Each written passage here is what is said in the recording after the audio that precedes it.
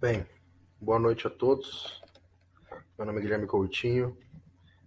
Hoje vou apresentar a vocês aqui o trabalho proposto pela docente Franciele dentro da disciplina de fertilidade do solo, com um tema, diagnose visual e análise química de planta, que com o intuito aí da gente criar um mapa mental, de forma resumida, e fazer a realização de uma gravação de um vídeo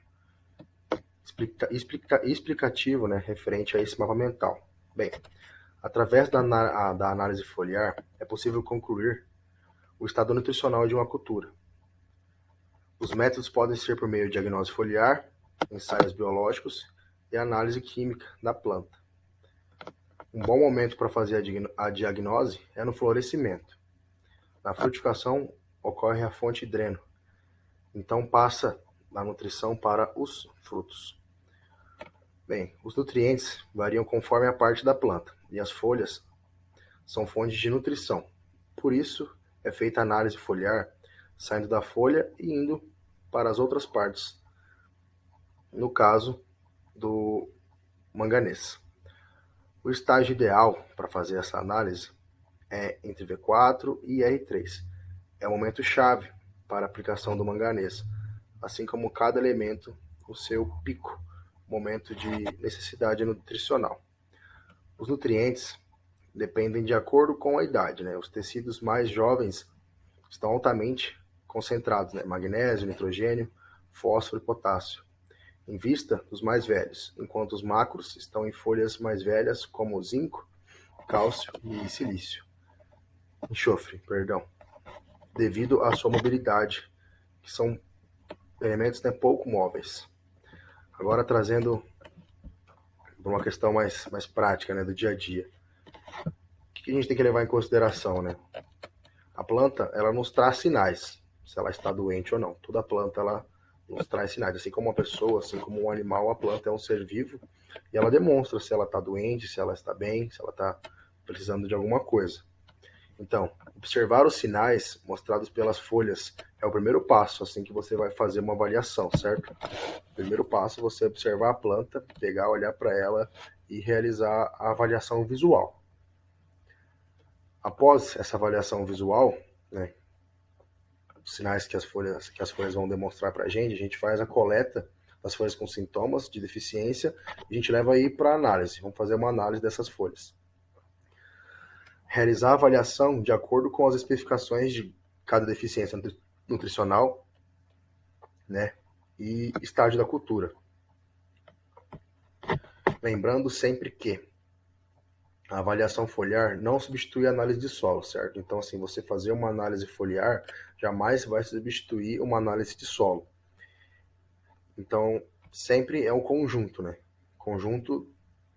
O conjunto todo para a gente ter um resultado dentro da cultura de grande produção, da produção da cultura, ter em mãos os dados do solo, o histórico, do nosso solo, sua textura, teor de argila, como que está a questão dos nutrientes calcário, como está o pH do solo. Então, é insubstituível a análise de solo pela foliar, certo?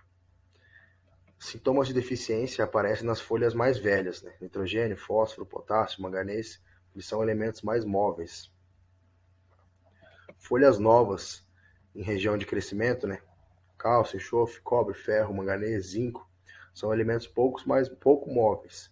O alto abortamento de flores ou frutos deficientes. Culturas como o algodoeiro é muito presente isso, quando a gente encontra uma planta com deficiência nutricional, esses nutrientes, é bem nítido você visualizar a planta assim, com um alto índice de abortamento e os seus frutos, as maçãs, os botões florais, com uma certa deficiência. Dentro das deficiências, por exemplo, a do nitrogênio, Clorose, apresenta clorose nas folhas mais velhas, redução do porte da planta, menor produção de massa seca, e afeta diretamente o crescimento radicular da planta, menor teor de proteína e de lipídios, e menor densidade dos frutos. No caso do fósforo, folhas velhas, elas ficam arroxeadas ou um verde escuro bem intenso. Plantas de crescimento reduzido com folhas eretas. É reduzida a formação de nódulos em leguminosas, soja, feijão, e a faixa ideal das folhas é 0,5, 2,5%. Em deficiência de potássio, folhas velhas, com clorose e o secamento das pontas e a margem das pontas. É um ponto interessante de se observar numa análise visual de uma planta com deficiência de potássio. Os seus entrenós ficam mais curtos também. Existe uma alta associação ao ataque de fungos, a planta fica suscetível ao ataque de fungos. Seus frutos ficam pequenos e com pouco caldo. E a maturação dos frutos da planta se torna desuniforme. No caso de deficiência de cálcio, né, um nutriente muito importante, principalmente em qualquer cultura, o principal sintoma, né, autólise, que é o que? A destruição do tecido vivo. Autodigestão. O cálcio está aí, é responsável, né, da formação do tecido da planta, né, um dos responsáveis. Suas membranas celulares ficam inchadas e amolecidas, é algo bem visual também. As células se desprendem das outras e se dissolvem em uma massa marrom, enche os espaços intercelulares. Frutos ficam com um fundo preto e as folhas novas esbranquiçadas e necróticas, algo de fácil de se visualizar ali no visual. E é reduzido o sistema radicular da planta também. Isso vai ocasionando que reduz a absorção dos outros nutrientes e aí reduz a absorção de água e torna a planta mais fraca. É questão de ficar ereta, né? Deficiência de magnésio. A gente tem aquela presença do tipo mosaico, né? Clorose internerval, iniciada pelas folhas mais velhas, né? No entanto, pode afetar a planta inteira, exceto o feixe apical. Clorose progride das margens e pontas para o centro da planta. Pontos necróticos das áreas necróticas. Em algumas espécies ocorre a formação de antociacina, uma cor púrpura, como no caso da cultura do algodoeiro, da batata doce e da videira. Deficiência de enxofre, o amarelecimento uniforme iniciada pelas folhas jovens, mais intensas na fase inicial do desenvolvimento. As bordas das folhas podem ficar necrosadas e enroladas para baixo. O crescimento vegetativo da planta é reduzido e suas raízes se tornam mais finas, fracas e caças. Né? Deficiência agora de boro. Folhas e frutos deformados. A cultura do algodão, o boro é um nutriente muito importante para a questão do abortamento e o bom amadurecimento dos frutos.